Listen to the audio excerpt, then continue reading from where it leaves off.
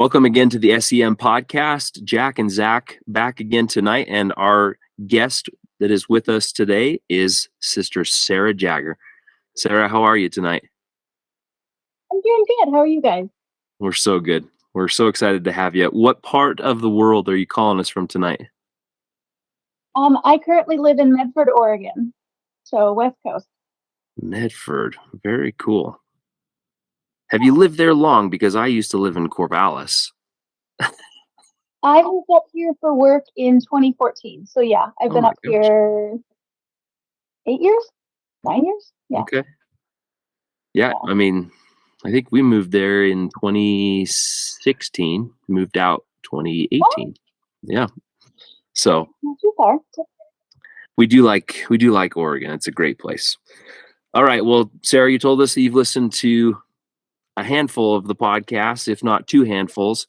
And so we'll talk about your decision to serve a mission and how that all came about.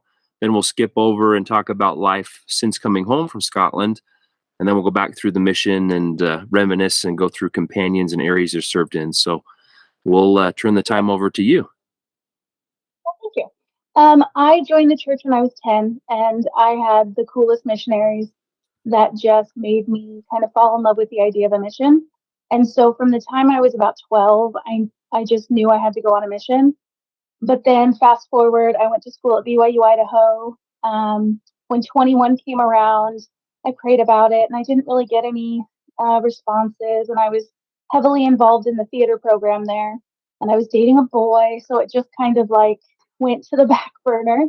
And then the next summer, Sister Kippen, I can't remember her first name. Amanda. She came home. Yeah, Amanda.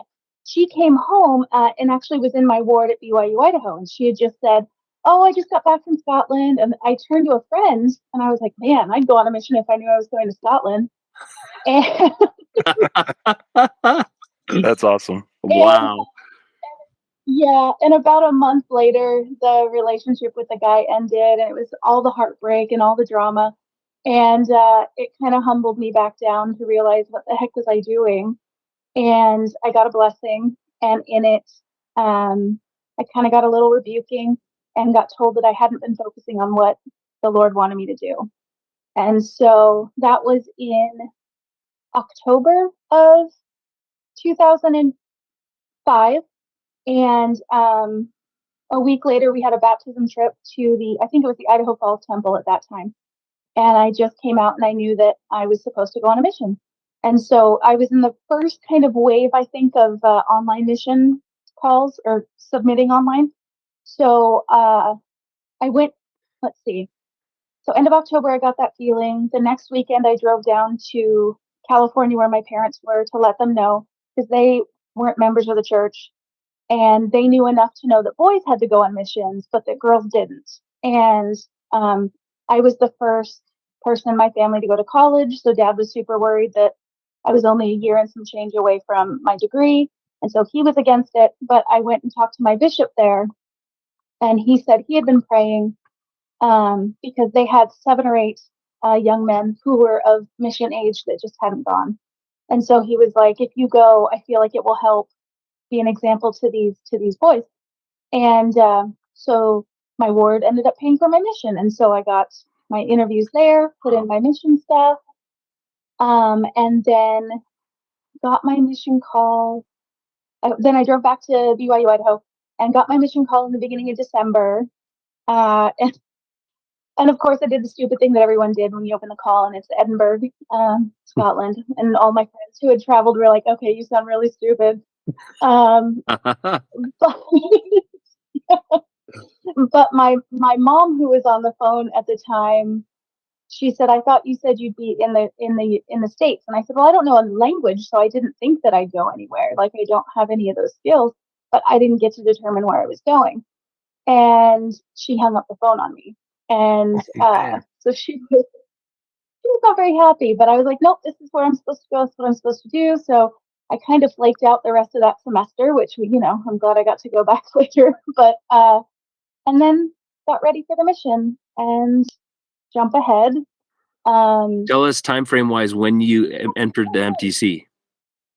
So I flew out of San Francisco on February 28th of 2006, and then went to Atlanta and met up with everybody else that was going to the MCC. I was the only American girl, but I think there were 6 or 7 guys, elders that were there, and then we flew over. So we got there on March 1st Okay.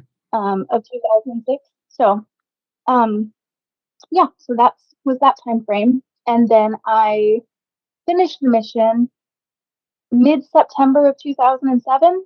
I can't remember the exact date. And then my parents were there, and so I didn't get home until the end, like towards the end of September.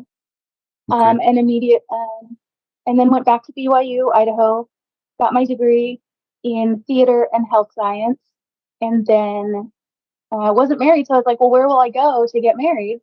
So I went down to Provo and lived with friends there for 2 years, and went to UVU and got my paramedics degree or paramedic certification, and Oh, still wow. wasn't married. So I was like, well, I've got a paramedic degree. I've got my degree. I went and got my motorcycle license. Like, what else can I do?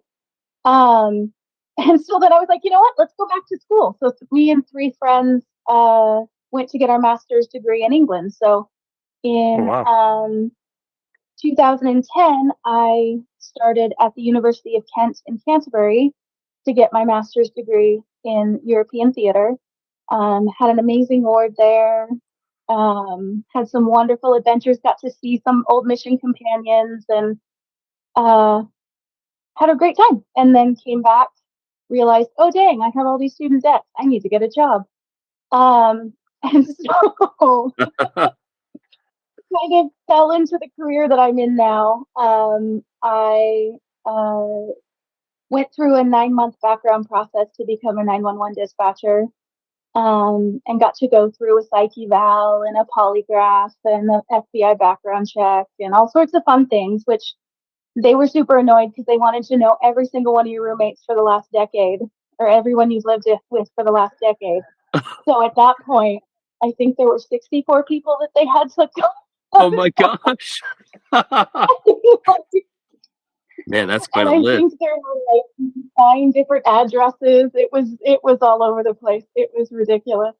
Um, so then, yeah, in 2012, I started as a 911 dispatcher. Did that for about a year. Realized that I can't handle taking those phone calls every day, all day, because I was doing it in California. So I was doing it in Contra Costa County, which encompasses Richmond. So there was just a lot of violent calls. Wow. And so I changed my position to work in the criminal records, restraining orders and warrants division. And a job opened up for that here in Medford, Oregon. And I had 3 of my best friends lived up here. And I was like, you know what? I haven't moved in 2 years. Let's do that. Come on. And so it was, decided why not, and fell into this job. Uh, And then when the crime analyst retired, she told me I needed to apply for the position because I was nosy and I liked digging into people's lives. And so since 2017, I've been able to be a crime analyst with the Jackson County Sheriff's Office, and I work with the investigations team, helping to solve sex crimes and major homicides and Wow. assaults. Yeah. That's amazing. Somebody's got to do it. I'm glad it's Yeah. not me. Goodness gracious. Sometimes it's a really hard job. This last 2 weeks ago, we did an undercover operation to look for individuals involved in child porn and trying to lure minors. So that was a hard week. It's a hard week. Oh my gosh. Yeah. I can only imagine. Goodness gracious. Yeah, I'm with Zach. I'm grateful for people like you, but I couldn't do it. Yeah. No, it's hard. It definitely puts a stain on you if you don't have other ways to keep your life in a better direction. It can really harm some people. Oh, I was going to tell a silly story, so let me backtrack a little bit to when we were going to go to England. Sorry, I wanted to get this one in because I knew it was ridiculous and that you guys would enjoy it. But my 3 best friends and I, when we went to England, we were all waiting on our student visas. We were poor students, so we got the cheapest flights with Iceland Air to get to London that were non-refundable. like cheapy middle of the plane seats. And all of their visas came 2 days before our flight. And the morning of our flight, I'm calling saying, I don't have my visa. I need it. I need to get to England. They're like, oh, it should be there by 9 a.m. and our flight's at 10. I'm like, I don't know that that's going to work. All that to say, my visa didn't come that day. So all three of them got to fly on our cheapy flights. And I'm, super melodramatic and crying and wondering how the heck I'm going to get over there and if I should even do it. And my friends call me when they get to London and they said, we talked to the Iceland Air guy. And if you can get on the flight on Saturday, he'll sneak you on the plane. And I was like, what are you talking about? How is that even going to happen? And he's like, no, you can do it. You can do it. He said, since you bought a ticket, he'll just put your name on the Saturday flight. And I'm like, okay, but what? So I get to the Seattle airport, or I'd flown we were in Spokane and I flew to the Seattle airport, and I'm, have 3 different bags trying to like get myself to the check-in. And they're like, you have to ask for this guy named Peter. And I'm like, okay. So anyway, all that to say, Peter was working the stand. He snuck me on the flight and I got to go to England. Oh my gosh. What a hero. I was waiting for it to be a practical joke of some kind. That would have been terrible. But, it was probably one of the worst flights, all the screaming children in the middle of the plane, and the whole time I'm smiling. So I was like, I stuck on this flight, so I'm fine. Wow. That's amazing. I think karma had to get us because we found out when we got there that they were redoing one of the dorms. So they didn't have housing for 600 students. So our dorm that we were supposed to be living in didn't have housing. So of course, luckily we had the ward. We were like, help, we don't know where to stay. We don't know what to do. So for the first week of classes, we were living in a tent in our Relief Society president's backyard in her garden for like a week. That's crazy. Oh my gosh. Until we found the coolest, it ended up being the servants' quarters of a manor house is where we got to live. So it ended up being like this great adventure. But yeah, I was like, yeah, I started school. I was like, where are you living? I'm like, in Jamie's back garden. What time of year was this? Was it rainy season or was it warm outside? It was still pretty warm. It was like mid-September, so it was pretty decent weather. Like we couldn't have picked a better time. It was pretty sunny, but yeah, wow. Nothing like living in a back garden for a week. Oh my goodness, that is a great story. I can't even imagine that. That's amazing. Oh, right. Well, Sarah, before we get into the mission, if you'd like, tell us about your recent visit to Scotland and where you went and the people you visited with before we get into the mission memories. So I was lucky enough this past September to do a 5.5-week trip in the UK. And I started in England, and I actually landed the day the Queen died. So that changed what was going on. Yeah, I landed, and my friend texted, and she's like, say a prayer because the Queen's not doing well. And I was like, oh no.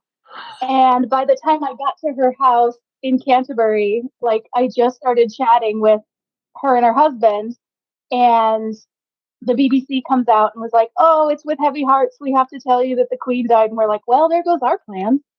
My goodness. And so the first week I got to do a whole bunch of stuff around England and London, and being able to be there was kind of interesting during all of the mourning and the long queue that people had waited forever for, and seeing some really cool historical stuff. But so that was the first 2 weeks. And then I went up to the first place I stayed was Ayr, which was my first and last area. So I got to stay in an Airbnb there for 2 nights and just walked around the town, and got to see, sadly, the Gilardis, who I love. They were in Utah for a wedding, so I didn't get to see them. But I did get to see some less active that I love and adore, and did lunch with them. It was Maureen and Kathy and Kilmaney. Those were the 3 individuals that I got to see, and they were absolutely lovely. And then I went to stay with the Ham family in Dundee. for 2 nights. And then I did a 6-day tour of the of Stornoway, or the Isle of Lewis, Isle of Paris, and Isle of Skye. So, wow. Which I'd never been able to go to. Those weren't areas that I got to see. And it was lovely. It was a Rabbi's tour, which is generally like, the college age kids tour, but it was really interesting to go. There were only 10 of us there, and it was all an older crowd, but it was really fun. Our tour guide kind of guided it towards what we wanted, so we got to see a whole bunch of stuff. And Cool. although our ferry ride was right during Hurricane Ian in Florida, so from Ullapool to Stornoway was like the worst ferry ride in the whole entire world. Everyone's up like it was horrendous, and even our guide, he was like he was like taking the Dramamine pills, and he's like, it's never like this. It's never like this at all.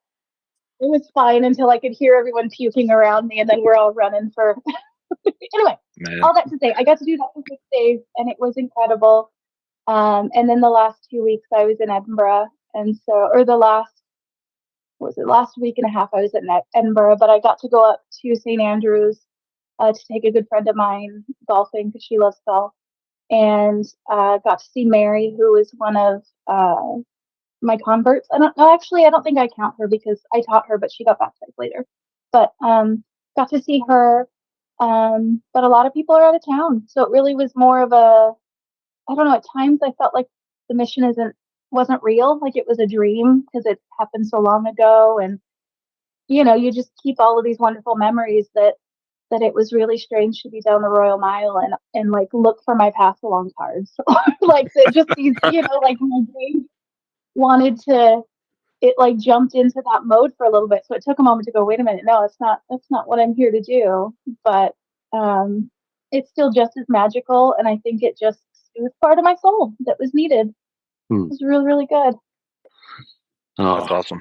Now I'm jealous. I so badly want to go back. I was checking flights. I was checking flights today to see. I was like, when can I swing this? God. Oh, honestly, man. Yeah. My flight was not bad. I was going to ask you, so as far as family is concerned, are you married? Any kids? No. Okay. No, just me. A lot of best friends. I'm kind of everyone's aunt, so I'm just enjoying everybody else's kiddos. Everybody needs a fun aunt, that's for sure. I take on that role very seriously. I love it. Well, Sarah, let's go back. You can start at the MTC if you'd like and talk about any of your memories there, and then we'll just go through areas and companions and through Scotland. The MTC was really, really neat. I had I was in a trio with Sister Garnham, who ended up being a companion in Scotland, and then Sister Court, who was a German sister who was coming to the MTC and then going back to Berlin was where her mission was. But she only ended up staying with us for a week because her English, she really struggled to try and do the lessons in English. And President Winwood was like, you know what? You're going to be speaking German, so you're doing awesome. You can go on back out there. So she was there for a week.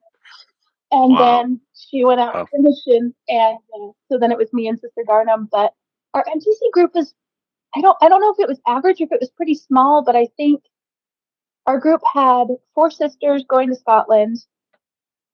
And I think 3 or 4 guys going to Scotland. But then there was a group of 4 going to Ireland, and I think a group of 4 going to the Manchester mission, and that was it. That was our whole MTC group. So I don't know if that was small or big. That's small. Right? I thought it was kind of small, but it was, I don't know. It was such a shock being there. First time out of the country in this beautiful location, a temple right there. I don't know. I just was in that like, oh my gosh, this is really happening kind of moment, and trying to like, okay, I can do this, and trying not to be afraid of, doors. Yeah. But you quickly get over that fear, don't you? You kind of have to just give it a go. You're like, okay, let's do this. But no, and then I think they had cut ours. I listened to somebody else who said they were in the first group where they cut the mission or the MTC time down because of visa issues for the elders or whatever. So I think our MTC time, it was only like 14 or 15 days. It was pretty quickly. They're pretty quick. And then we jumped on the train and ended up in Hogwarts. I don't know. I was such a Harry Potter nerd at that time, like coming out of Waverly, like trying to, oh my gosh, it was all magical and it was snowing. And so it was, I was a California girl seeing, it was just beautiful. And of course I'm terrified and like got the Book of Mormon that I was told to give. And I'm still like holding on to it, wondering who I'm supposed to give it to, waiting for the spirit to tell me, like I'm, taking everything super literally. And then I feel dumb because Nate, Elder Nate talked about how the APs were like telling all sorts of stories about like, lies about what's going on in Edinburgh. I don't remember any of that. I just remember looking up these feelings like, oh my gosh, they're so old. These are so, like, I was just completely in a fog of like, no idea what's happening. I can attest to that. I did the same thing. Jet lag and just being in utter shock of where I was at the moment. It was like in one ear and out the other. It was the moment where someone had to really snap me back into reality. I'm from California. We don't have the type of history anywhere near where they have in Scotland. So I'm like, wait, this is how old? What's happened? Like, I couldn't even fathom it. I was just like, just completely out of it. But I think because there were 4 of us sisters and a senior sister coming in that transfer, I think we stayed at the mission home. I don't remember going to an Airbnb. So I don't know if that's accurate. I could be completely wrong. But typically the sisters would stay at the mission home and then the elders would go to the bed and breakfast if there was a mix. Okay.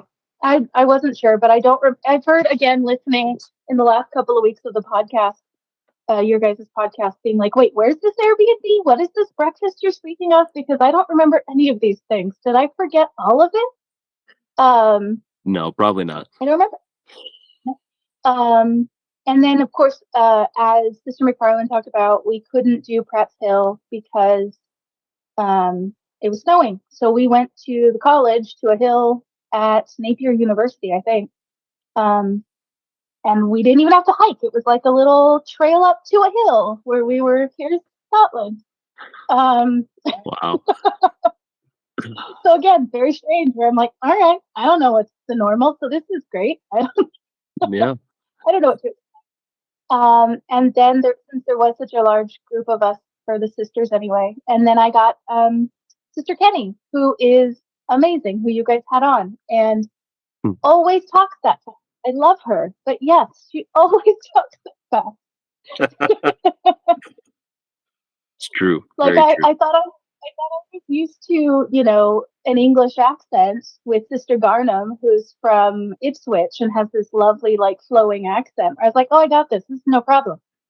And then Sister Kinney starts talking. And I was like, I don't know what she's saying. I don't know what these words are.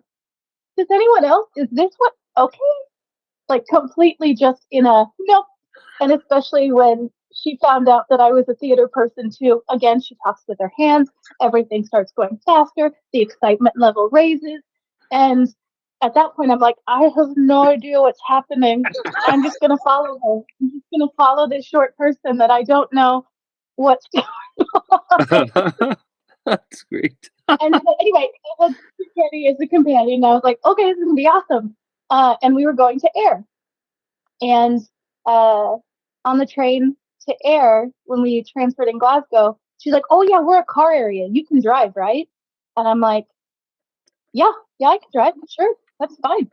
And then as we're walking from the Ayr train station to our flat, she's like, oh, it's a stick shift. I know Americans are used to automatics. It's a stick shift. Can you drive that? And I was like, nope, never done that before.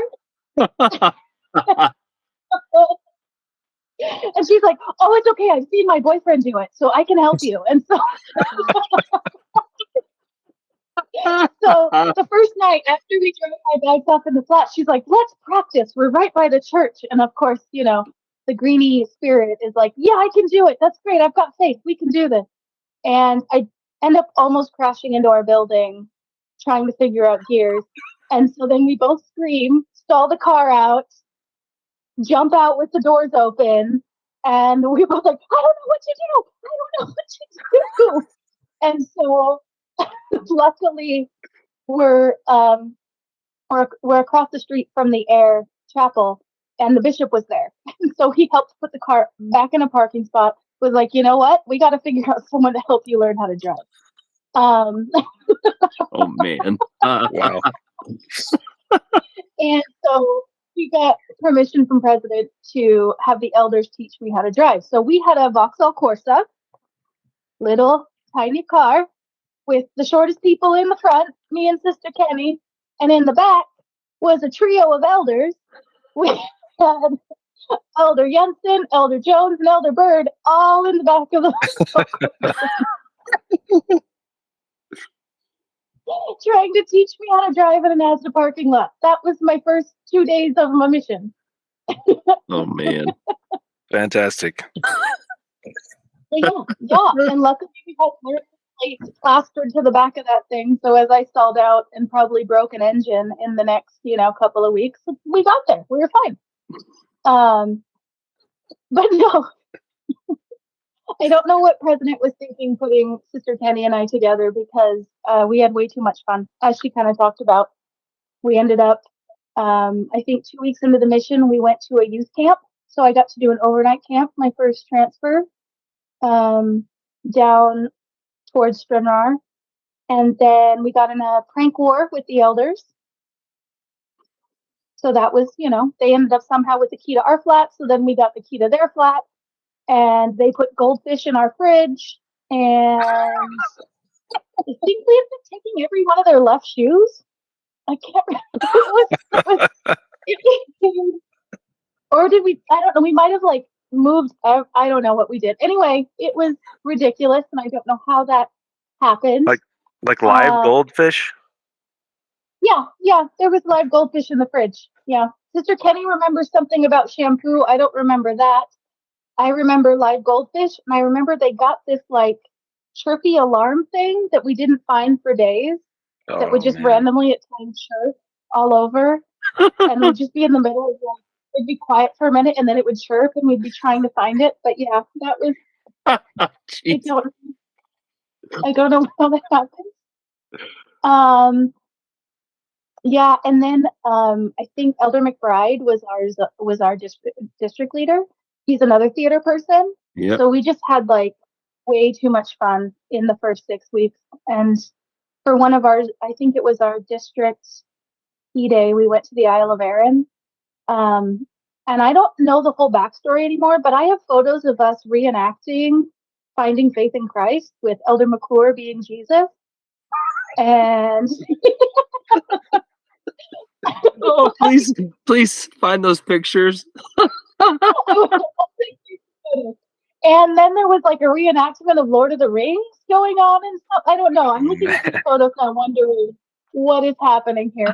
But that was my first 6 weeks. And I was like, yeah, mission's great. I don't know what anyone's talking about. This is fantastic. I don't know why anyone would have any troubles on a mission. Oh wow. And so and at that first transfers was when Sister Kenny left, and I got Sister Bautista. And they are two very different people. Sister Bautista is an amazing human. I love her, but I didn't appreciate her in the same way that I did Sister Kenny, because Sister Kenny and I had so many of the same interests that it was just insta friends. We can talk for hours. There was everything was easy. And I took for granted that Sister Kenny had been out on her mission for a year, that she had all of that experience, she had that confidence. Whereas when I got Sister Bautista, I think she'd been out for 4.5 months, and I'd been out for 6 weeks. So we were so very green, and Sister Bautista wasn't nearly as extroverted, and so it just became it was such a shock in those 6 weeks. It went from such high energy, such high silliness, to then being hard work. And I feel really bad because Sister Bautista is an amazing human, one of the most loving individuals I've ever met.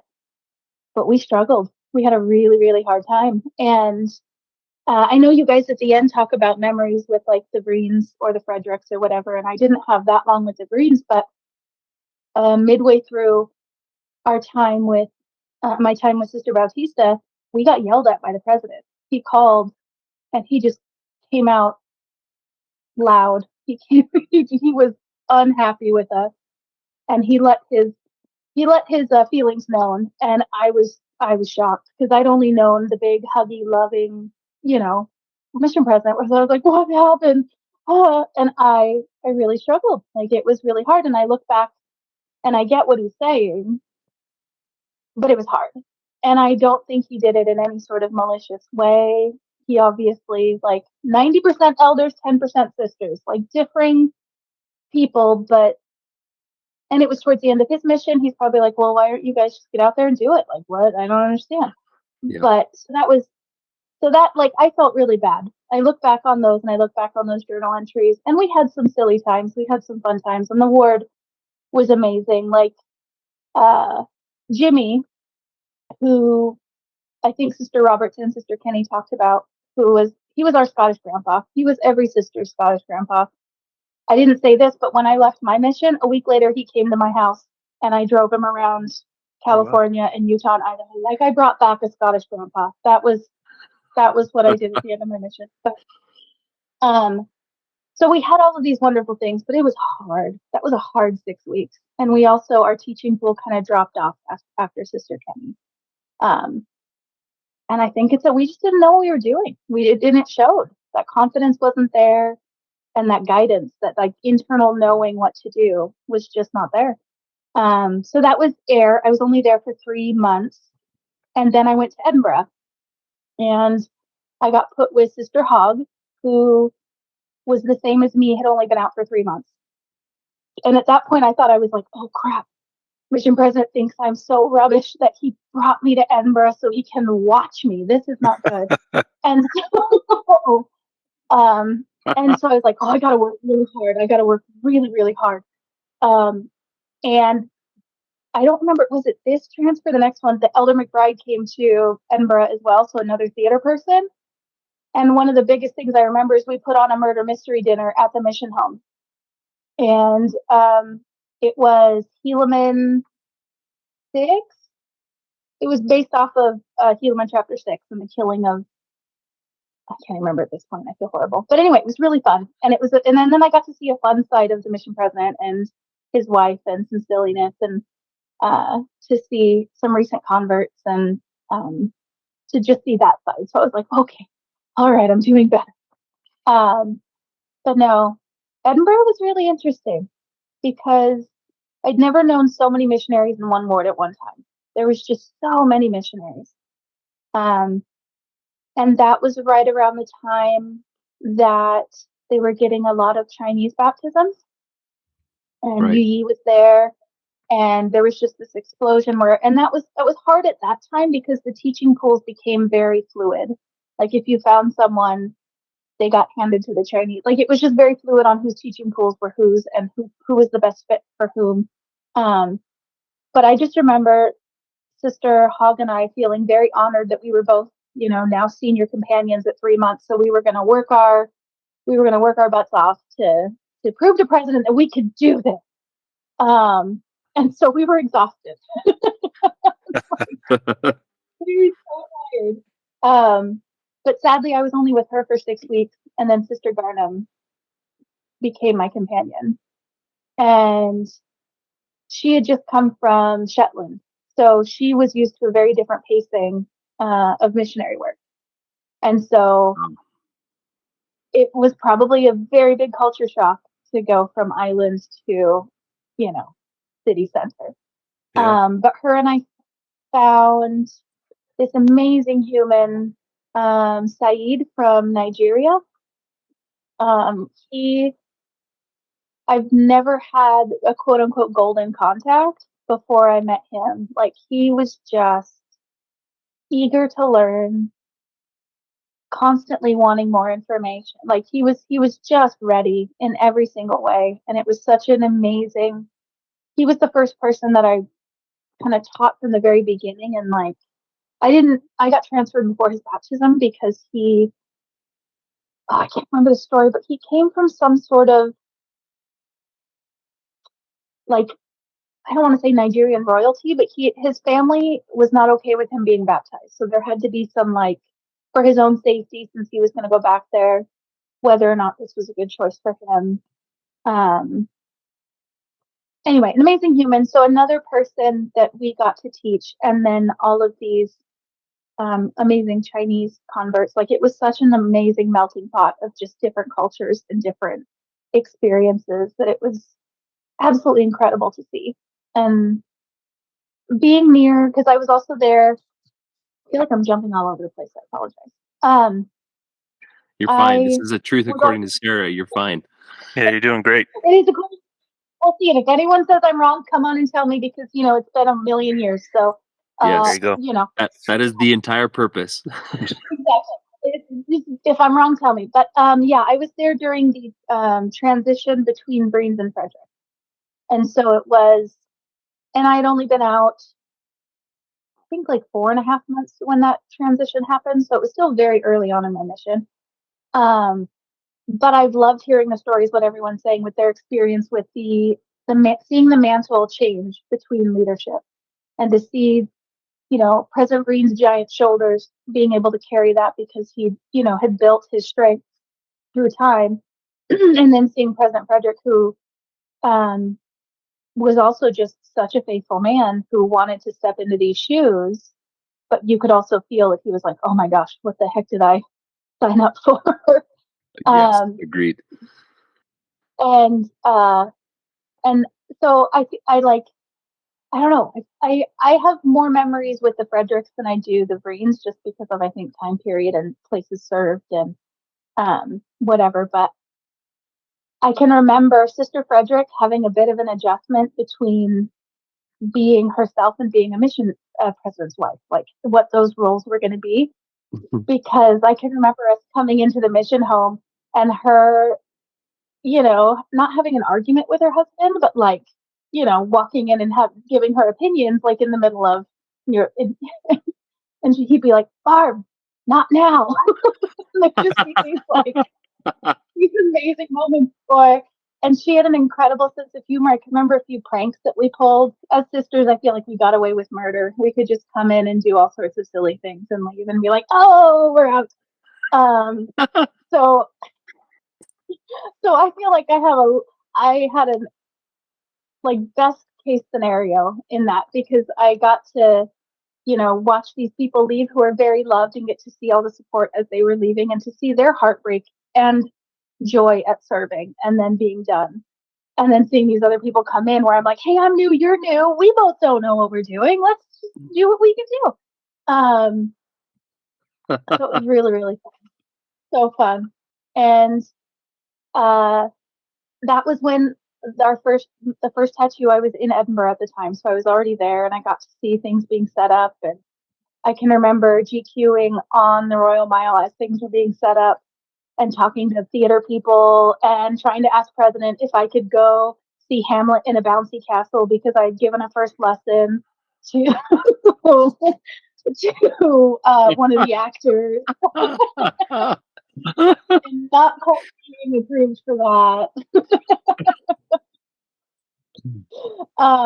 Oh goodness. But yeah, just these incredible moments, like where you're just like, okay, I'm referring to everyone at this point, because there's a million people here for the tattoo and for what is it, the theater fest, the Edinburgh Fringe. No. So there's just these massive humans coming in and being and talking to, literally just opening your mouth to everyone. So there's just a million people on the high street. But yeah, so Edinburgh was lovely, and I had a great time, and the members were incredible. We did a lot. We worked a lot with less active people. And what's crazy is I feel like with board members, most people that I'm now in contact with were either like I had callings with, because I was a young women's president in Perth in the branch, or they were less actives that we worked with, or recent converts. Like, that's who I seem to have more connections with, than as opposed to members that had been there for a long time. And that's not like entirely true, but those are who I think a lot of the lasting memories are with and those connections on social media. Yeah. Am I forgetting stuff? I tried to take notes, but I have ADHD, so I did not stick with that for very long. Let's see.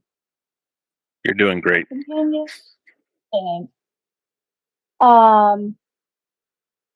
Oh yeah, and I know that who was it who talked about Patty and Will Lou, who were in Edinburgh. She's an American who married a Scottish Chinese man.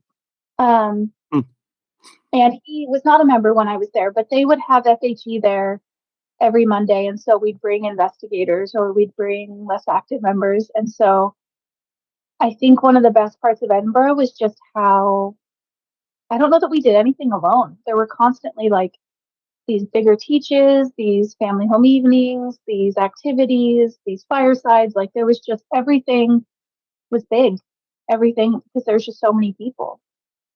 So that's Edinburgh. So that was Sister Garnham was my companion there, and I was there in total 4.5 months, and then I got moved to Perth. And I was with Sister Wellington, and this started the trend of me getting Sister McFarland's companions after she trained them. I was their second companion. I think this happened like 4 times.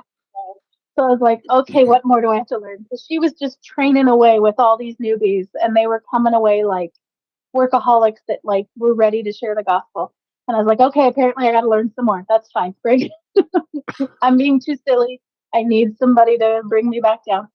But I had Sister Wellington, who is English. Her parents are from England, but where was it? Did they live in Saudi Arabia, where she went to an American school? I don't know. There was some crazy story to where she's from England, but she sounds American, and I was very confused by this. She sounded very much like she was from Utah, so I was very confused on things.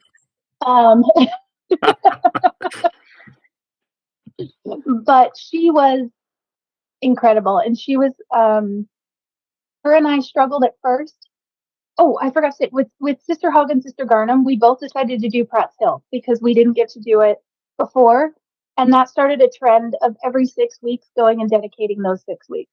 So at the beginning of the next, I think it might have been all of my companionships since then, we would pick a spot in that first week during our planning session, and we would dedicate our 6 weeks and set 6 weeks goals. And that's cool. Try to check in with the Lord to make sure we were doing what we were doing. So that was a fun thing that has stuck with me on setting short-term goals and finding beautiful places to try and just, But Sister Wellington and I went up to Knoll Hill, which is a little east of Perth, but it's up on a hillside in an old watchtower that kind of overlooks Perth and then whatever that A road to Dundee. And so it's a beautiful spot. But we dedicated our 6 weeks, and I think right after that we got called as the Young Women's President for Perth, because the Ham family had just moved back to Scotland from they'd lived in Arizona for a number of years, but they moved back with 9 children. So they exploded the Perth branch from I think 11 before they got there to 20. So wow. It was awesome. And so Emma became the primary president. Roy was the branch mission leader, and me and Sister Wellington became the Young Women's presidents. So presidency. So that was another thing that we got. That was different. I was like, I didn't think I'd get to do that. Okay, that's exciting. And all of our young women were the Hand family, so we got to teach 3 of their daughters, and they also got to learn about some of our, because Sister McFarland and Sister Wellington had just baptized. I think they had 3 baptisms. Anyway, there was new converts that we had to teach. Yeah. And so anyway, Perth was just going from giant to small was kind of difficult, to having all this high energy to having this small branch that continually struggles because it's just an older town. It seems like a retiree town. There's not a university nearby there's not a university in that town, so it's not like they get a lot of influx of young people. So it was a little bit slower, and it was a little more difficult to try and think of ways. But this kind of fit perfectly in with, I don't know if it was technically Hammer Time at that point, but it kind of fit into the more member missionary focus. And so it kind of worked in that small branch because it helped us get to know the branch. Because obviously there were a ton of less actives and people on the list that weren't showing up. So there were a lot of cookie deliveries or service days or, because also Perth, if I remember right, the high street wasn't that busy. Like there weren't a lot of people coming and going to contact, and it felt like a lot of the residential areas had already been pretty well, trod over. So it was just kind of, I think, a good spot of just serving.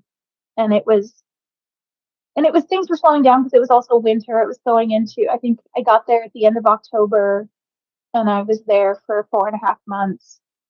So it was, right in the winter where everything kind of slowed down anyway. Mm-hmm. And I got to spend with the Han family, which was crazy with those 9 kids. And, missionaries aren't supposed to pick up kids, and they're supposed to cuddle kids, but they're just climbing all over you. And can't help it. I'm like, oh, I'm not supposed to. Oh, you're climbing on me. Getting tackled by children. But it was great. It was a really, really good branch. I love that branch. And I love the Han family. I was really happy I got to go see them when I was on my trip. I got to go visit them again. Let's see, Rachel was one of my young women. She's now married, and her husband's a barrister in Edinburgh. So, like, really interesting stories. And then Sophia and Charlotte, Polly's married, and she's got her own business in Alloa, I think. No, is that right? Anyway, it was just amazing to see these girls that I knew when they were just starting to become women and trying to figure out who they were as humans. To see them now as very successful humans was, I don't know, it was just really, really cool. And yeah, getting to be a young women's president was very strange on a mission because we had to try and think of like mutual activities. I don't know what do you do? What do you do when it's one family? Like there were no young men. It was 3 young women of the same family. So there was like High School Musical karaoke. I don't know what that had to do with anything. But but yeah, and I can't remember. I don't remember if it was with Sister Wellington or with Sister Georgieva, but we got to go to girls' camp again. I got to go to girls' camp. Oh, I forgot to say, in Edinburgh, I went to girls' camp again because we had Mary was a young woman and she wanted to go to girls' camp, so they were like, "You go too." So me and Sister Hog got to go to a girls' camp down in Peebles, I think, where like it's not. I used to girls' camp in California where we don't even sleep in tents. It was on the ground on tarps in the Sierras. Like we hiked for days. It was camping. This was like more than cabins. You were just in like a dorm. This was not camping. And I think the hike was like a mile hike through a trail. It was not camping. And then girls camp for Dundee when we went for there, like they got to go-kart racing. And it was, I'm like, this is not girls camp. What is this? This is not what we did. Anyway, so yeah, got to go to girls camp twice and a youth camp once. So yeah, I got to wear pants or trousers for like 3 weeks. Wow. Fantastic. I know. Yeah. I don't know. So that was really good. So I left. Oh yeah, sorry. Go ahead. I was just going to say that's super unique. I don't know of any elders who served as young men's presidents or anything like that. So that's really cool. I did at one point go on a ward camp out, but I thought that was the most unique thing. Like we were in someone else's tent with myself and 3 other missionaries. a sleeping bag that was way too small for my 6'5" frame, but it was a fun experience. We were there at the ward and they had invited us and we got the permission to do it. So, those are the activities that you remember because it's like, how often did you get to do that when you were on your mission, right? Yeah, I just thinking back on the one that I did in air with Sister Kenny, like I think I'd been out for 2 weeks. We didn't have hiking backpacks. We didn't have hiking shoes. And that one was the one where we were actually hiking for some miles. And I remember we were in a tent and neither one of us had the adequate clothing. We both were freezing. It was the weirdest thing, but yeah, the rest of them, I had, let's see, I'm now out of line with time frame, but somewhere early in my mission, I came down with a really bad eye infection and it started blocking my tear duct and causing scar tissue in my tear duct. So it was super inflamed. Wow. And other people have talked about NHS and the issues with it, but I had started trying to get this fixed in air. And President Breens at the time was like, just keep going to appointments in air. Just keep going to appointments in air. So every time a specialist would want to set an appointment for the next month, I'd get to travel back to air to go to my doctor's appointment.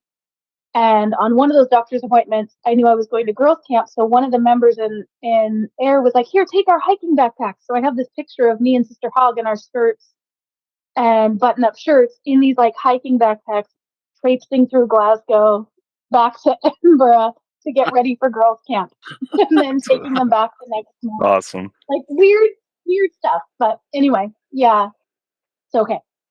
I'm in Perth. We're Young Women's President. We just did girls camp. Then I get moved down to Dunfermline. So I'd been in Perth for 4.5 months. And I went down to Dunfermline with Sister Lewis Mine, who is Welsh. She's absolutely amazing. I had not met a Welsh person before then that I knew of. She's so very stereotypically Welsh. And she had just been trained, I think, by Sister Bautista. But she was very, very green. And I don't, her and I, she was an incredible human. I do love her so very much, but she hadn't read the Book of Mormon. She didn't know, I don't know if she was recently reactivated or what was going on, but we spent a lot of time with her getting to know the gospel and getting to know the lessons from Preach My Gospel because she still felt very, she just didn't know. She felt so we spent a lot of time trying to dig into the scriptures and dig in and gain her confidence level. Because at this point, I'm talking to everybody and I'm being ridiculous, and gaining that ability to just talk to anyone. And that kind of fit perfectly because she really wanted to dig into the scriptures, but you don't have a ton of time to study. You have your study time, but then you're out and you're doing. Well, then I contracted shingles. So I was quarantined for a week because I had shingles, which is a variation of chickenpox. So I was contagious and couldn't interact with anyone. So I was quarantined in our scary flat that I swear is haunted. Our flat in Dunfermline was above a mortuary, where they embalm dead people. And it was the creepiest place I've ever been in. And we were stuck there for a week so anyway, we had I felt so bad for her because I was not feeling well and I was struggling, but she just sat there and she read and she studied and I don't know if that was the Lord being like, you will stop and you will slow down. But, yeah, I remember that. And I remember the ward was amazing. I didn't keep up with that ward as much, which I feel really bad. The Rands, I remember pretty well. And I remember going to the Lynches and the Thompsons. Yep.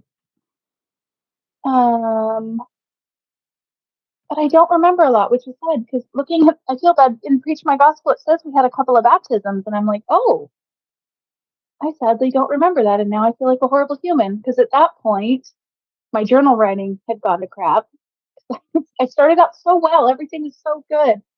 And then by the end, weeks would go by before I'd be writing in my journal, which I don't know what that was, but Yeah, I served in Dunfermline for 6 months.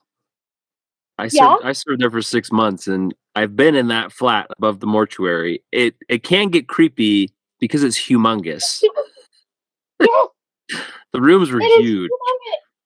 It's giant, tall, and giant big, except for the tiniest kitchen I've ever been in my entire life. It was like the kitchen was an afterthought, which it probably was. Yeah. But yeah, that ward was amazing. I mean, there were just so many good people. Was it just the two of you? Just you and your companion in the ward at that time, or? No, there were elders. I believe it was Wilcoxon and who was his cousin? He was serving with his Elder Ray. cousin. Yeah, it was those two. Those two were serving. They were fantastic. And then one other memory I remember, Sister Lewis, Maya, and I had a really hard day of just everything going wrong, the rain, everything was horrible, and we're in Cowden Beast trying to meet a less active, whose name I cannot remember now. And we got egged. It was my first time being egged by some Neds going by in a car. It was like the cherry on top of that crap sandwich. It was just the best. You know, when the day's done, you're like, I have to get back on a bus, and I'm egged. Like, there's eggs. Goodness. All right. Just, yeah, it's up. Yeah. So you've been to Cowden Beath. Did you participate in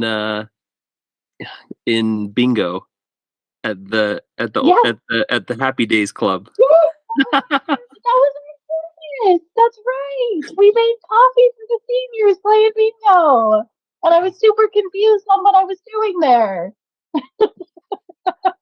I said the same thing, and we just kept going every single week, coming out of there smelling like an ashtray and wondering why the heck we were there.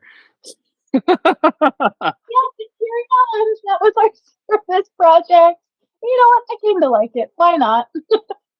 Yeah, it was a good time. Was Brian still there at that point in time? Was he involved in that with you? Yeah. Brian makes me laugh just thinking about it.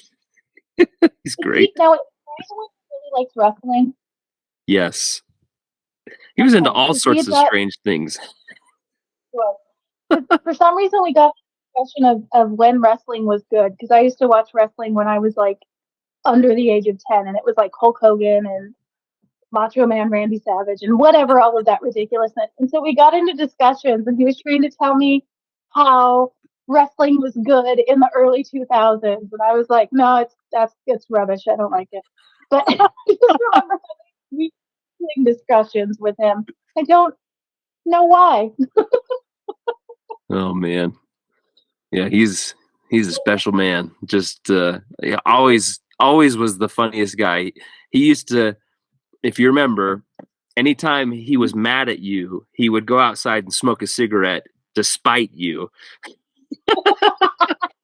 he was, and we'd be like, Brian, why are you doing that? And he's like, because I'm mad. You know, he's just smoking a fag, and we're like, you know, you don't want to smoke, and he's like, but I'm mad, and that's what he would do. That was just, it was the funniest thing ever. But man, so much fun to spend time with him. I don't remember that, but I bet that's true. Oh man, he was more mad at us elders, I'm sure, more often than he probably was with the sisters. Well, I don't know that we interacted with him near as much as you guys probably did, but yeah. Were you in the area that covered Kelty as well then? No, I think, was that us? Or was that the elders? Because Kelty's a little further north than Cowden Beath. Oh, that might have been us, but I don't know that we made it out there. Okay. Did you know the Hargreaves? Yes. Okay, then I did know Kelty. Oh, yeah. I love the Hargreaves. They were amazing. Another one that I kind of follow on Facebook, but I've lost touch with. So yeah, I mean, at least two of the dogs. Yeah, we spent so much time over there because their youngest daughter, and I'm blanking on her name right now, she got baptized while we were there, and so we were involved in getting John, the father, to come back to church for a period of time, and he baptized his daughter, and but yeah, we were over at their house every week, sometimes multiple times a week, and we did the coal race with them, which they were very proud of that in Kelty. And man, just amazing people. Love the Hargreaves. No, they were fantastic.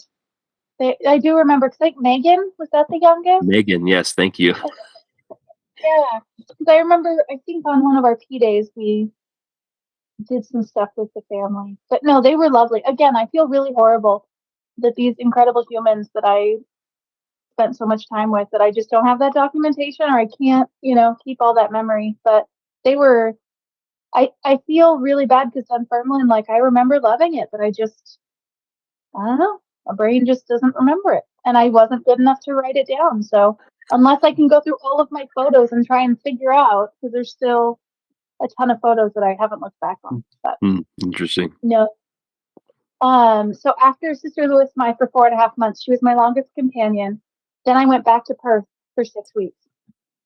Oh wow. Yeah. And this was a bit of, sisters drama, with that a lot of people had a difficult time with Sister Georgieva. And I know that she had some family some, like, I think her dad died while she was on her mission, and there was some other things that happened that were just really unfortunate. But she had some difficult companionships, and so President had warned me. He was like, he even said it, he's like, Sister Jagger, it's your turn with Sister Georgieva. And I felt really bad in the way that President Frederick said that. I was like, ouch.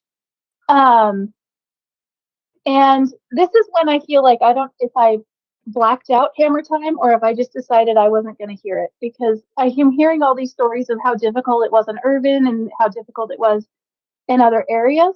And I don't know if I just was like, nope, I'm not going to do whatever, or if because I'm a sister, I didn't get yelled at in the same way that the elders did.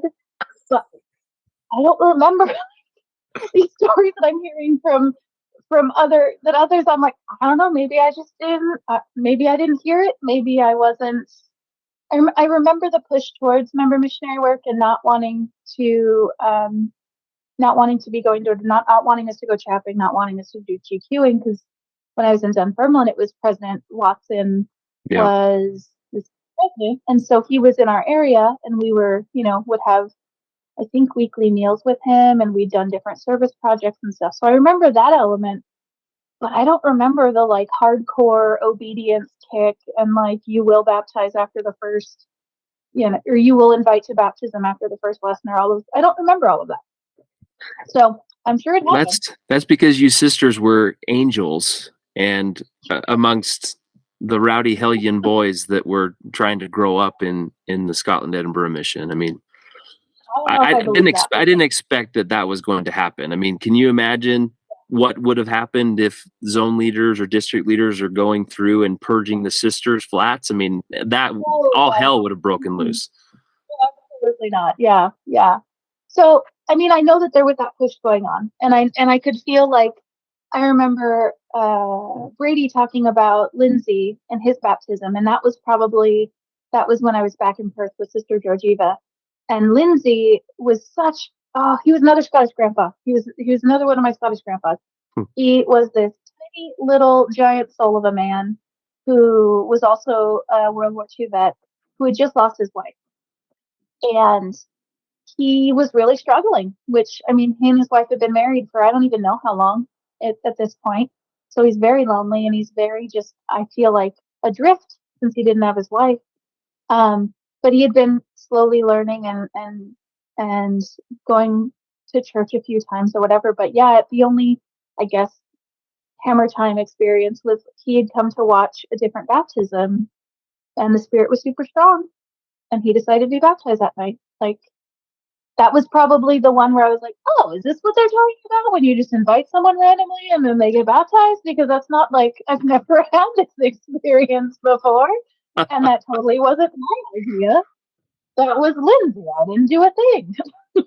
Like, I don't know. It was just one of those things. And I always struggled with the really pushy missionaries because I'm a convert, and at that point, I'd had so many missionaries in my home area try and get my parents to be baptized, and being very pushy and being, can you commit to a baptismal date, that I just got very defensive over something that I think of as much more serious than just, numbers for baptisms. These are decisions that carry consequences and should be thought of seriously.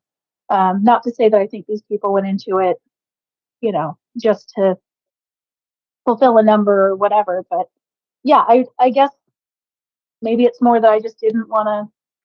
I didn't want to hear it. Or I didn't want to see it, and so maybe I didn't. I don't know. But yeah, so Sister Georgieva and we struggled, but I tried very hard to just love her. And I again I look back with regret and feel very immature in some of the interactions because again, different cultures. I mean, she's from Bulgaria. I'm from California. Very different experiences, very different cultures, very different life experiences. Um, and I don't wish her any ill will. I hope she's doing very well. And I'm glad she served a mission. I definitely learned from her. And we had some difficult times. But um, I was glad that we were in Perth because I think both of us had served in Perth before. So we both had people that we knew and were comfortable with. And being young women's leaders also gave us a different direction on stuff that we could work on together or different roles that we could do.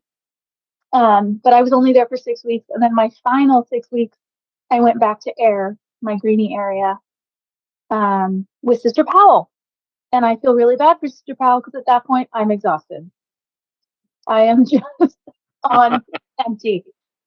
And I wanted so hard to work all the way to the end, and I wanted to be super dedicated. And I feel bad because I have the least, I feel like from what I see from my friends with kids, the first kid, you have all the photos, you have everything's brand new, everything's fancy. And by the time you get to like kid number 3 or 4, it's all used clothes. There's like no photos. The birthdays aren't as exciting. Like it's just, at that point, I felt like Sister Powell, I feel bad because she was like my last kid. There was just there's not a lot left to give. Oh goodness. I felt real bad. Like I adored her. We were another one that we got on really well. Our musical tastes were very similar. Our sense of humor was very similar. We actually, our flat, I guess, had been, it was the same flat I had as my first flat, but elders had taken over when they whitewashed sisters out. So there was a whole bunch of stuff left over in this flat. Again, I don't think Hammer Time hit this flat because there were suits in this flat. There were all sorts of stuff. So on my last district meeting, we both dressed up in those suits and went to district meeting, and our district leaders were not impressed. That's hilarious. I forgot to say that in my package of all of our little name tags, somehow I got an Elder Jagger badge. So I had an Elder Jagger badge. No way. And I had two. So I wore that, and they were not impressed. Sister Paul and I thought it was the funniest thing in the entire world, but we got yelled at and told to go change and come back to the meeting. So that's hilarious. Please tell me you took a picture before you changed. Yeah, I have pictures of that too. Oh Yeah, that was definitely.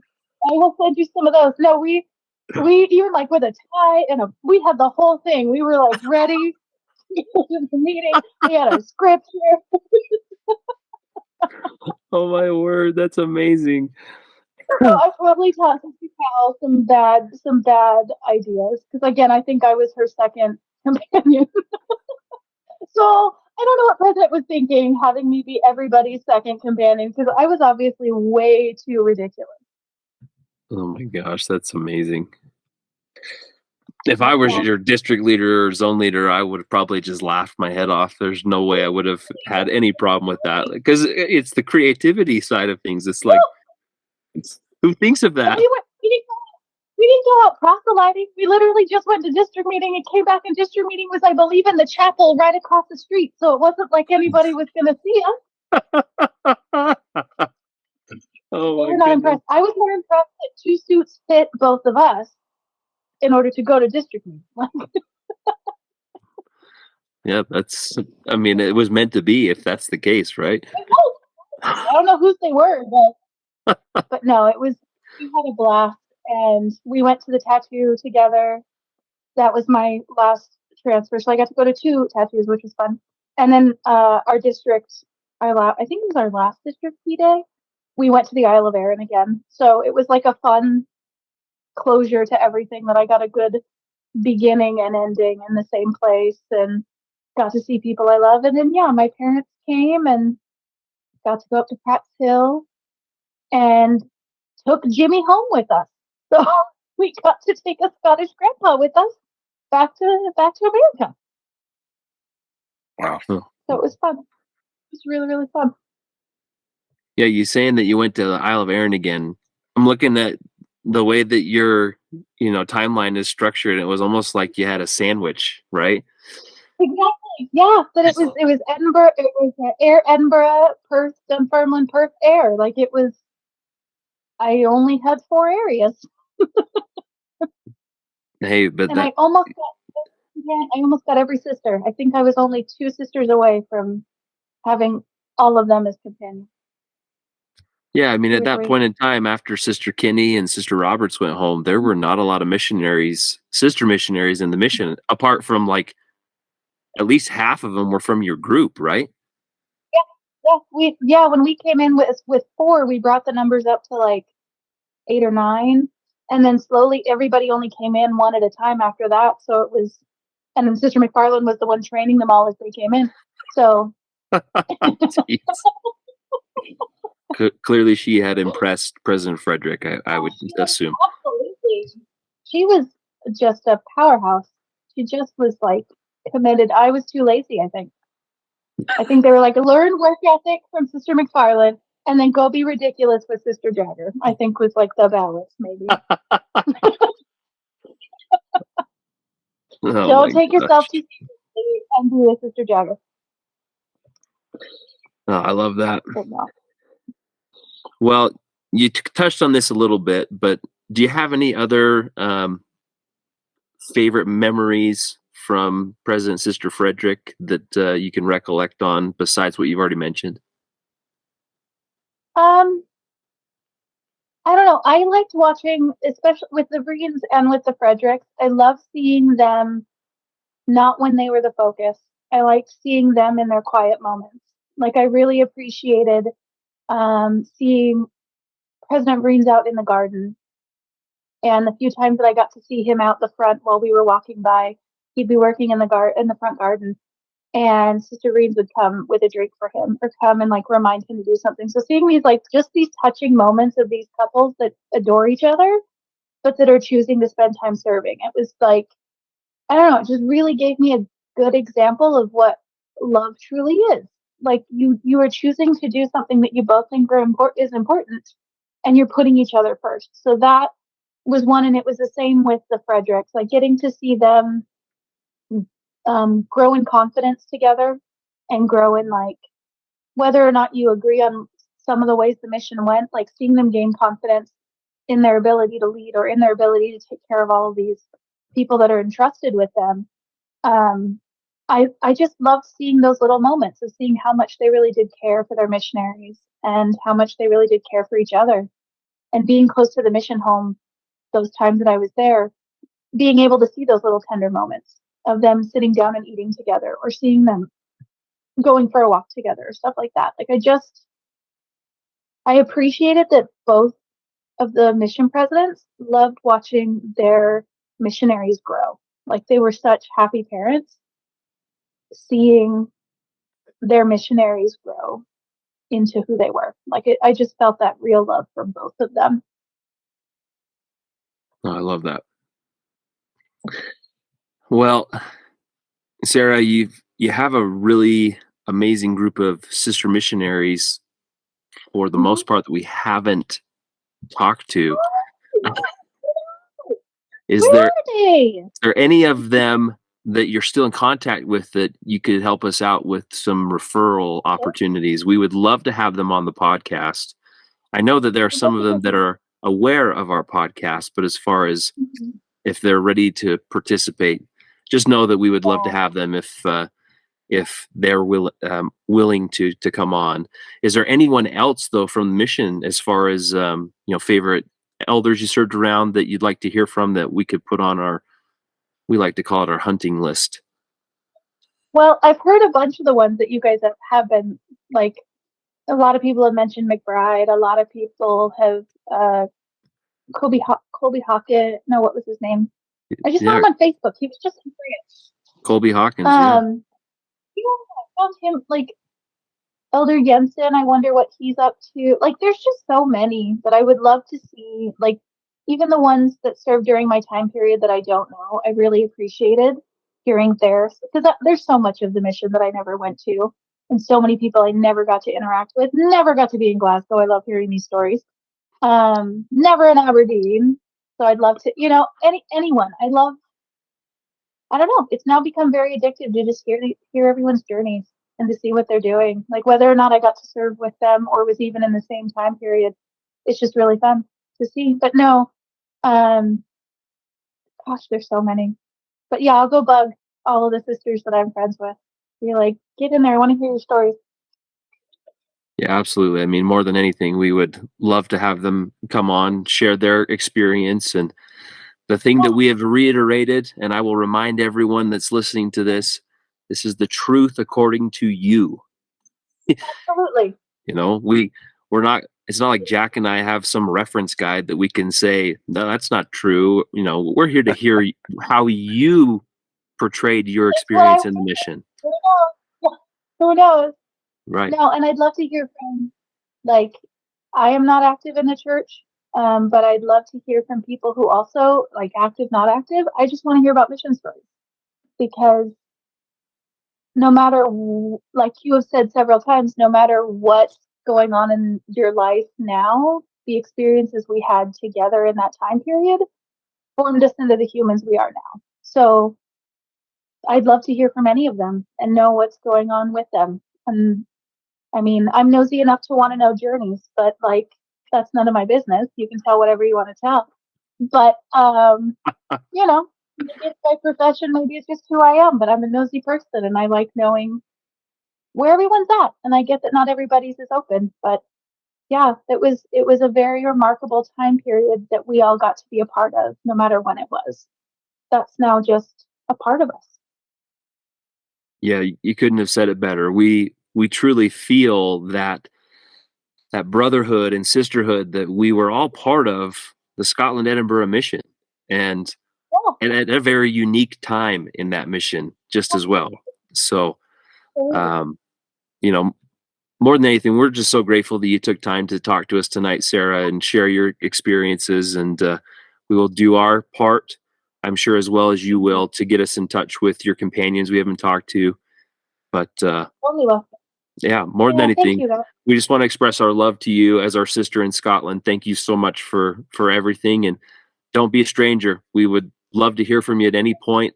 Like I said, put us in touch with your friends from the mission, and we'll keep this rolling. It's been great.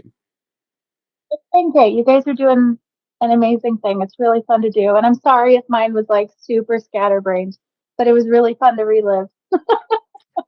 You know what? The other thing that we've learned as well, Sarah, is that it doesn't matter where you're at as far as, like, having gone through your journals or listened to the podcast and you come on. How many times, Jack, have we had people come on and say, I don't think I'm going to remember very much. Then they start going through it, and then something comes back, and it's okay to jump back. Hey, oh yeah, I just had a memory that jumped through my mind about this. Let me share it with you. We don't need it in absolute chronological order. We just want to make sure that we hear the stories and we can reminisce and enjoy that together. So thank you again. Yep. No problem. Thank you so much for the invite. Of course. Well, we'll say goodnight to you, Sarah, and we'll talk soon. All right. Good night. All right. Thanks, guys. Cheerio. Thank you.